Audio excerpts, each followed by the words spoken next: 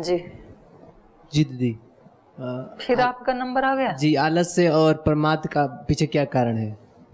तमोगुण, कल तो बताया था। ऐसा लगता है अब आलस्य के पीछे हम ऐसा सर्च किए हैं कि जब हम खेल लेते हैं ज़्यादा या कोई काम करते हैं उसके बाद थकावट मतलब थकान होता है उसके बाद, थकान को आलस्य नहीं कहा। ऐसा लगता है कि वो उसी के कारण होता है ऐसा।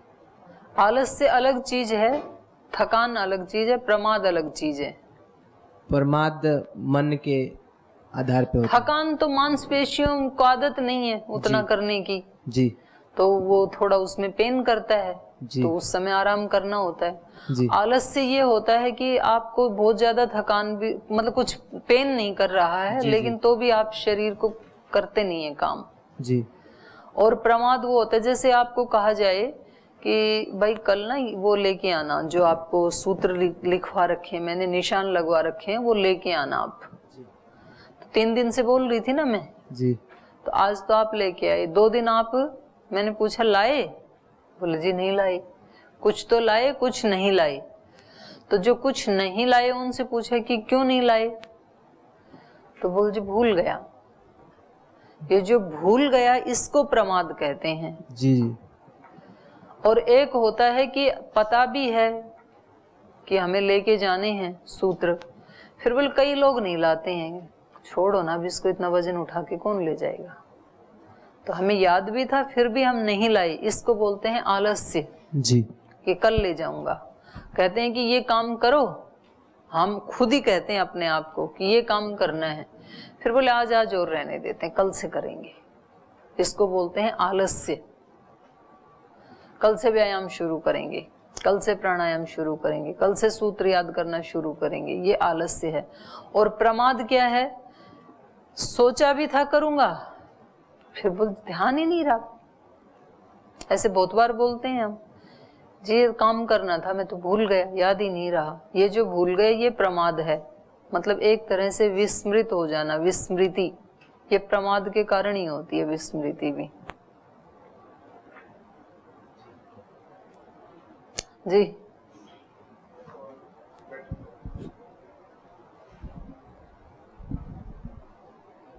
प्रणाम दीदी।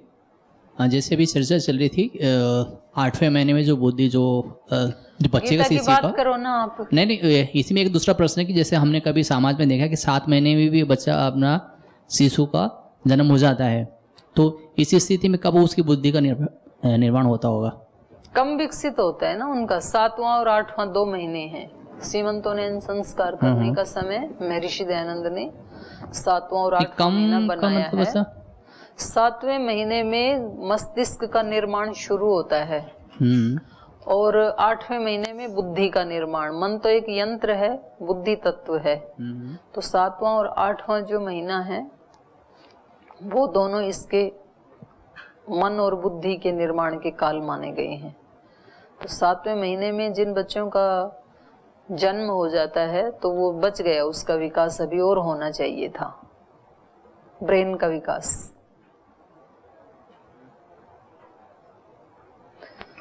चले, और तो कोई प्रश्न नहीं है किसी का? जी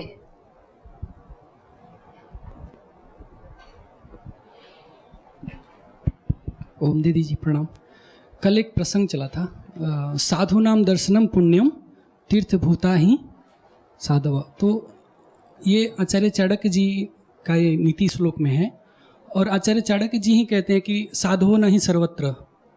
तो साधु किसे कहते हैं और वो कहाँ मतलब मिलेंगे, हमें कहाँ दर्शन होगा इसके? आप सब साधु ही हैं,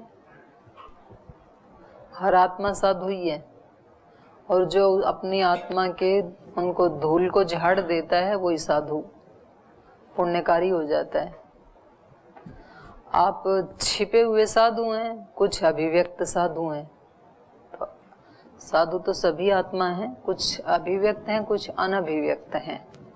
तो जो स्वामी आचार्य आनंद प्रकाश जी क्या बोलते थे आपको, क्या बोलते थे? छिपे हुए ऋषि बोलते थे ना, याद है? वैशेषिक पढ़ाने आए थे तब।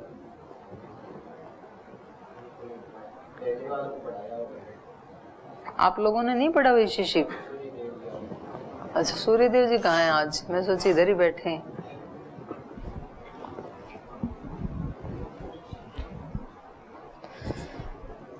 और हो गया ये? ओम दीदी। दीदी जी, जैसे आपने बताया ना, जैसे स्थिति हमारी होती है वैसे वृत्ति होती है। जैसी स्थिति होती है वैसी वृत्ति होती है जी। तो दीदी कभी कभी जैसे प्रसन्न, यानी कि जैसे माहौल स्थिति तो अच्छी है पर निराशपन अपने आप आ जाता है, जैसे नहीं चाहने से भी आ जाता है कभी। स्थिति औरों की नहीं, आपकी, हमारी। जैसी हमारी स्थिति, मैं परिस्थिति नहीं बोल रही हूँ। जो आप बाहर क्या कह रहे हो ना कि बाहर सब कुछ अच्छा है, उसको बोलते हैं परिस्थिति। परिस्थिति मतलब हमारे चारों ओर की स्थिति, उसको परिस्थिति बोलते हैं। दीदी और मैंने जो बोला वो अपनी स्थिति के लिए बोला है।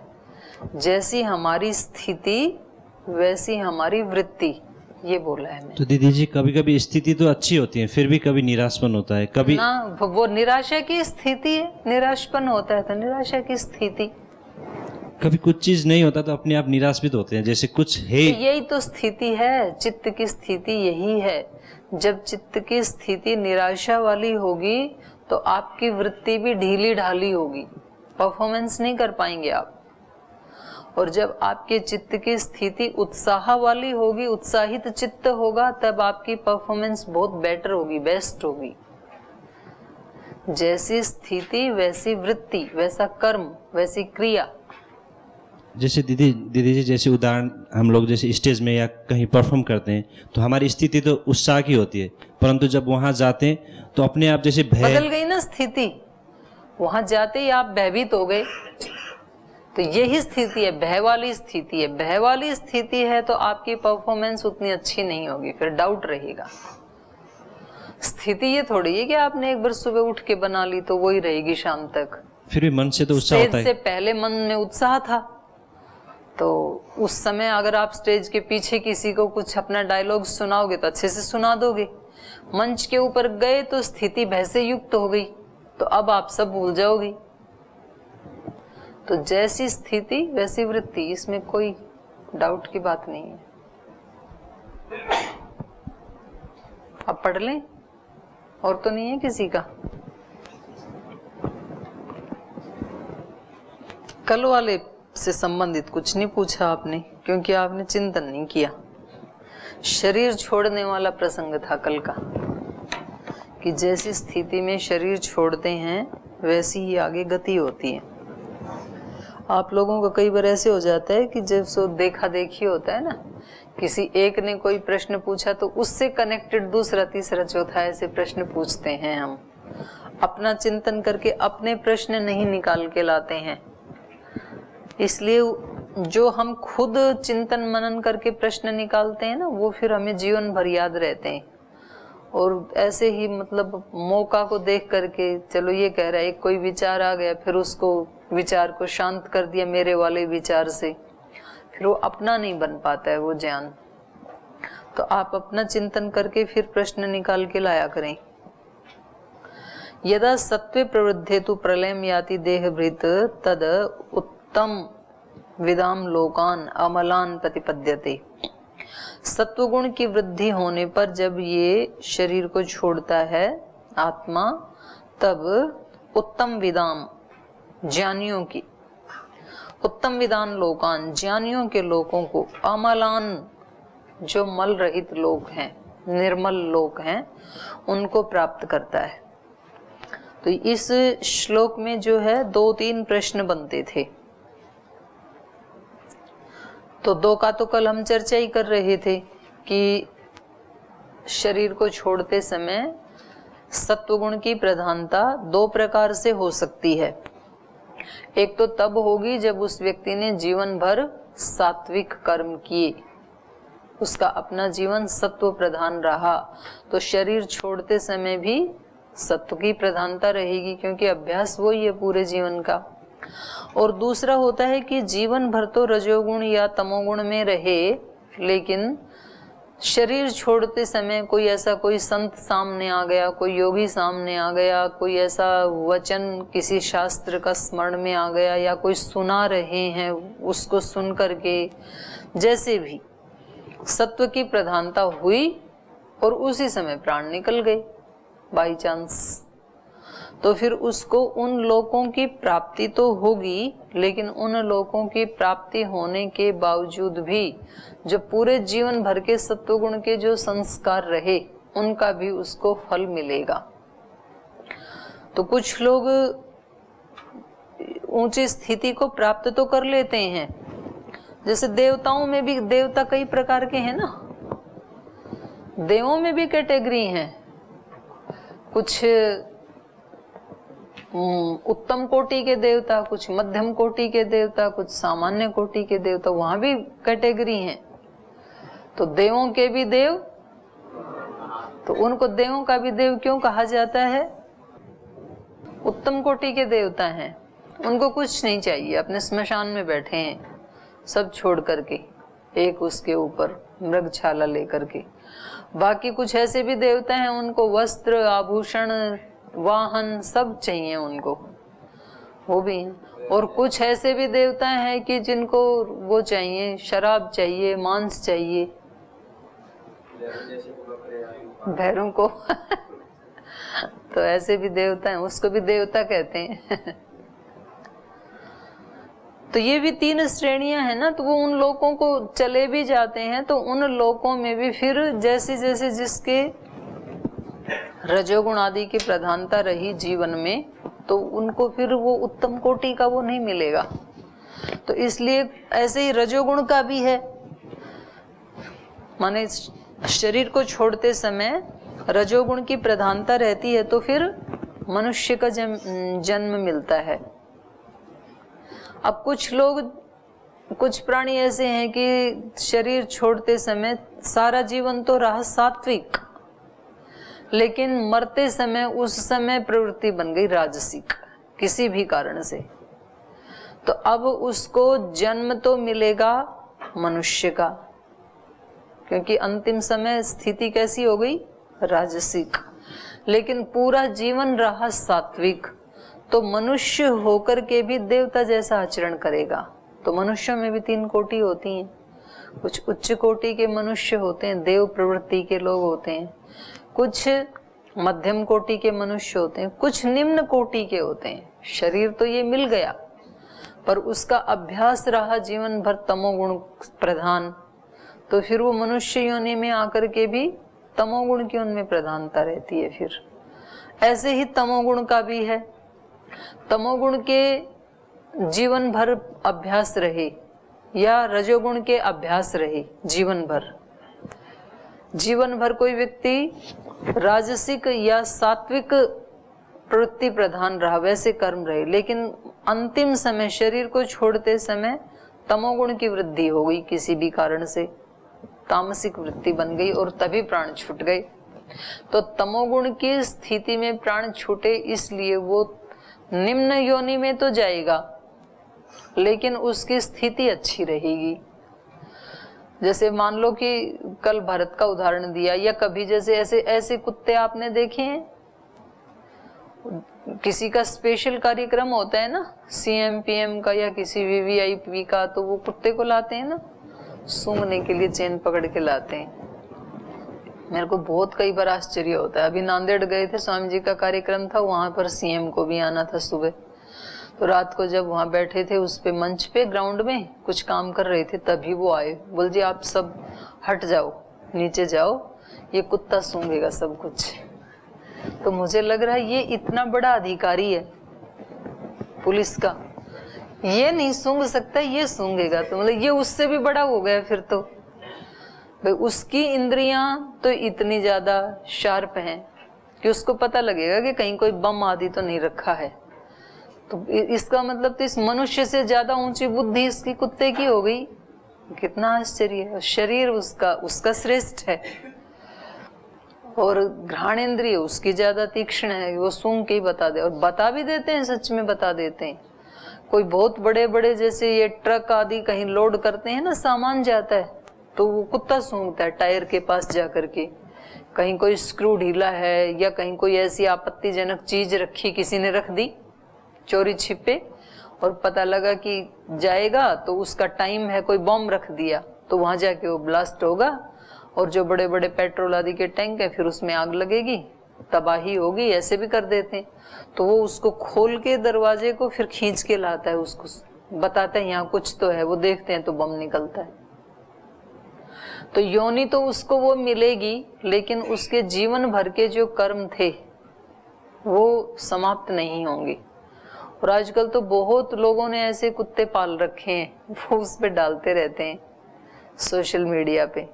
तो मनुष्य जैसे काम नहीं कर, कुत्ते को पता है कि अब मेरा मालिक बीमार है तो वो दौड़ के जाएगा, डॉक्टर को खींच के पकड़ के लाएगा उसके जेब में से पैसे उठा के ले जाएगा मुंह में, फिर फल वाले के पास रखेगा, फल वाला उसको फल तोल करके देगा, वो उस पन्नी को उठा करके लाएगा, फिर वो चीकू ला करके मालिक के बेड के पास डालेगा। मतलब उसको ऐसा दिखाते हैं कि वो मनुष्य से भी ज्यादा काम कर रहा है, उससे भी ज्यादा वफादार है। तो ऐसे उसको योनि तो किसी पशु की मिलेगी, पक्षी की मिलेगी। तो जो कल आप प्रश्न पूछ रहे थे जी, हिरण की मिल गई, हिरण की तो मिल गई क्योंकि अंतिम समय में उनको उनकी स्मृति आ गई, लेकिन पुण्य नष्ट नहीं हुए उनके, उस योनि को भुगत लिया, लेकिन उनका विवेक जागृत था उस योनि में भी, इसलिए उसको भुगत करके उस योनि को पुनः उन्होंने मोक्ष को प्राप्त किया।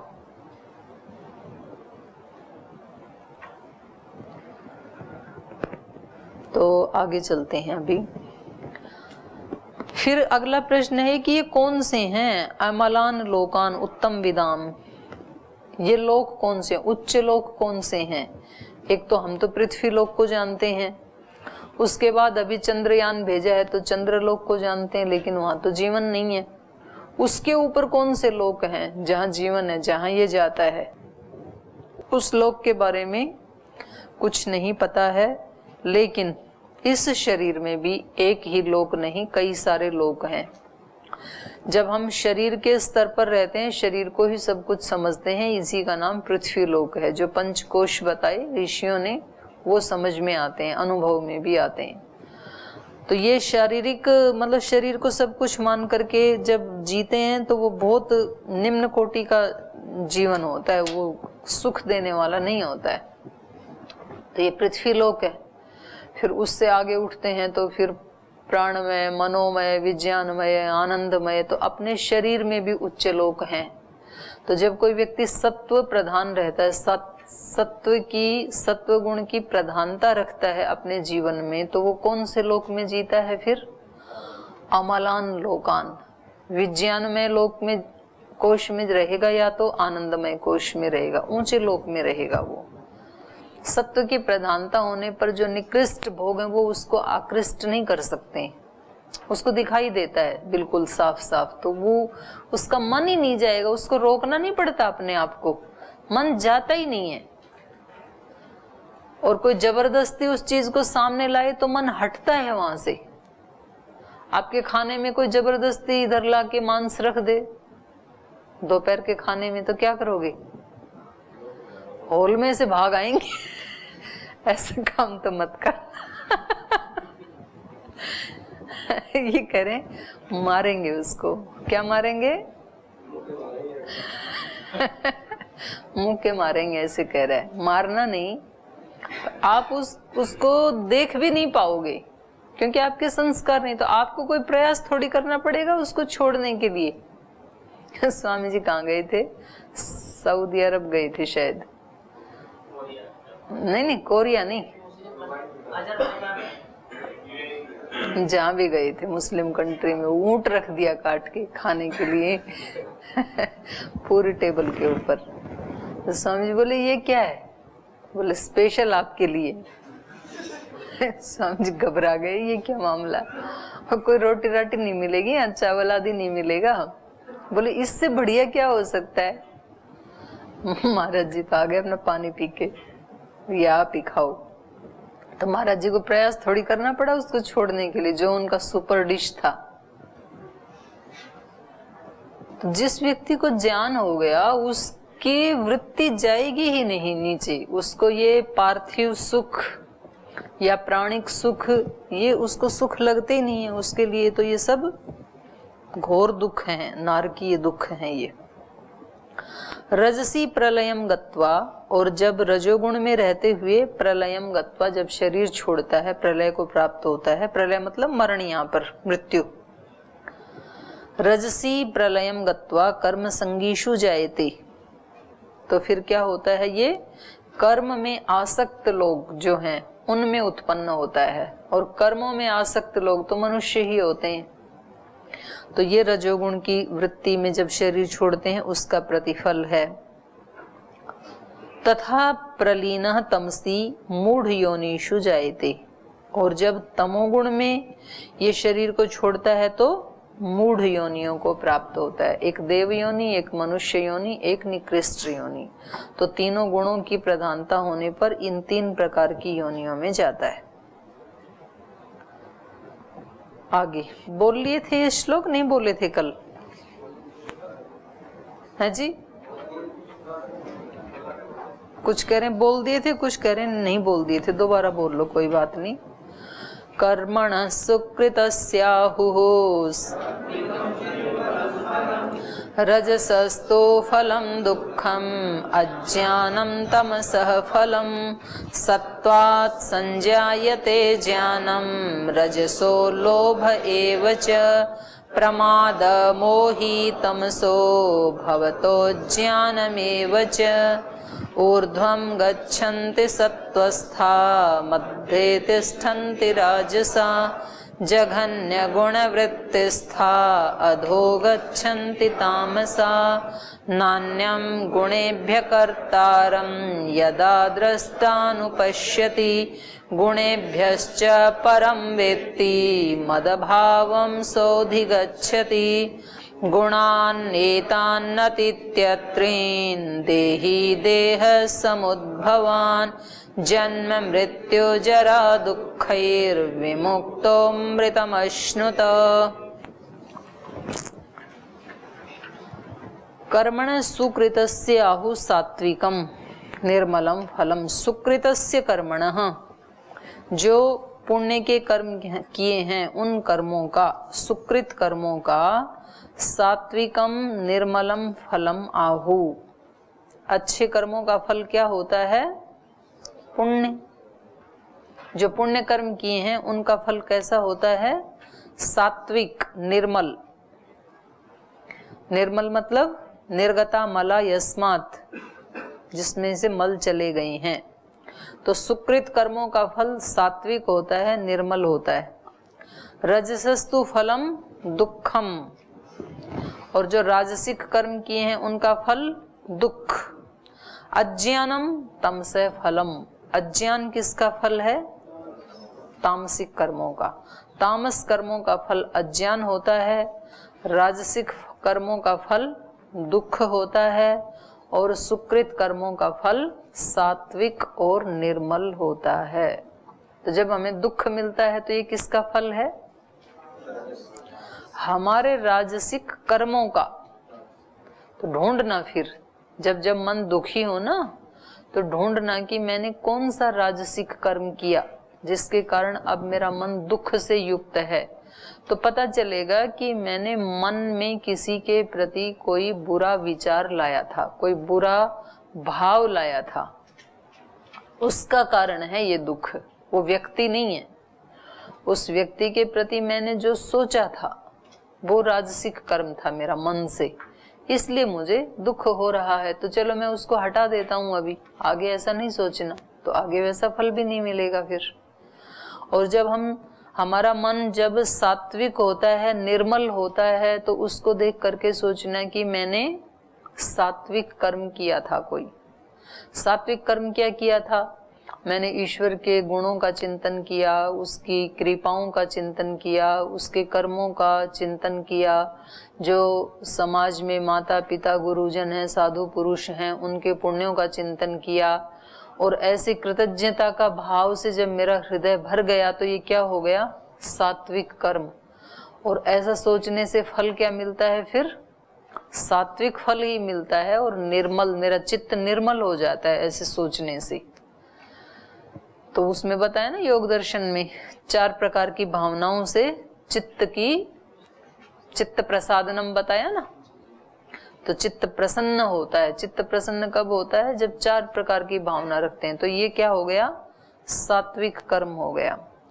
और जब कभी मन में अज्ञान, कुछ सूझ ही नहीं रहा, मूढ़ता, क्या करूं क्या नहीं करूं कुछ पता ही नहीं चलता, तो समझ लो कि मैंने कोई तामसिक कर्म किया है। और फिर सात्विक, राजसिक, तामसिक में भी फिर कई सारी कैटेगरी हैं।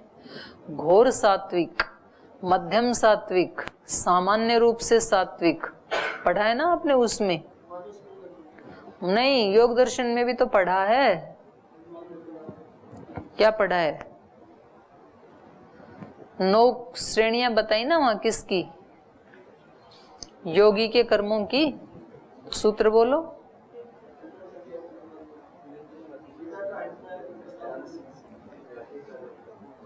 मृदु मध्य आदि अधिमात्रत्वात् तीव्र संवेगा नाम आसन्न, मृदु मध्य अधिमात्रत्वात् ततोपि विशेष। तो ऐसे ही यहाँ पर भी ये सत्व में भी, रज में भी, तम में भी, इनमें भी फिर 3-3 श्रेणियां बन जाएंगी। और उन 3-3 की भी और 3-3 बन जाएंगी। मृदु सत्व, मध्यम, अधिमात्र सत्व, ऐसे बन जाएंगे उनकी। तो कई कई प्रकार के बन जाते हैं, सात्विक, राजसिक, तामसिक सभी कर्म। तो जब हमारे चित्त में हमें अज्ञान की अनुभूति हो रही हो कि अभी तो कुछ भी सूझ नहीं रहा है, ऐसा लगे जब, तो समझना कि हमने कोई तमो प्रधान कर्म किया है, उसका फल है अज्ञान। सत्वात् संजायते ज्ञानम रजसो लोभ एवच प्रमाद मोही, ये मोह होना चाहिए या प्रमाद मोहौ होना चाहिए, बल्कि प्रमाद मोहौ तमसो भवतो अज्ञानमेवच, इसको ठीक कर लेना। सत्वात् संजायते ज्ञानम, सत्व से क्या उत्पन्न होता है? ज्ञान। जैसे जैसे ज्ञान बढ़ रहा है किसी व्यक्ति का, तो समझ लो कि सत्व गुण बढ़ रहा है। रजसो लोभ है एवच, लोभ बढ़ रहा है तो पीछे कौन है? मूल में रजोगुण है। और प्रमाद और मोह बढ़ रहा है तो मूल में कौन है? तमस। तमसो भवतो अज्ञानमेव। तो ये जो है ना प्रमाद और मोह, ये किसके फल हैं? तमस के। तमोगुण से प्रमाद, मोह, अज्ञान ये उत्पन्न होते हैं। तो फिर ये आगे जो श्लोक है इनको फिर कल पढ़ेंगे। सरल ही है वैसे तो, पढ़ने से भी पता लग रहा है। और इसके ऊपर, त्रिगुण के ऊपर और थोड़ा विचार करके आना। 13वें अध्याय में 3 चीजें बताई थी। क्षेत्र, क्षेत्रज्ञ, ज्ञान। उस क्षेत्रज्ञ का ज्ञान कैसे करें? तो त्रिगुण के माध्यम से ही होगा ना ज्ञान। तो फिर त्रिगुण और त्रिगुणातीत, तो ये त्रिगुण कैसे कैसे काम करते हैं हमारे जीवन में, इसको विस्तार से बताया है। तो ये अध्याय अभी समाप्ति की तरफ है, तो इसके त्रिगुण के ऊपर और चिंतन कल करके आए।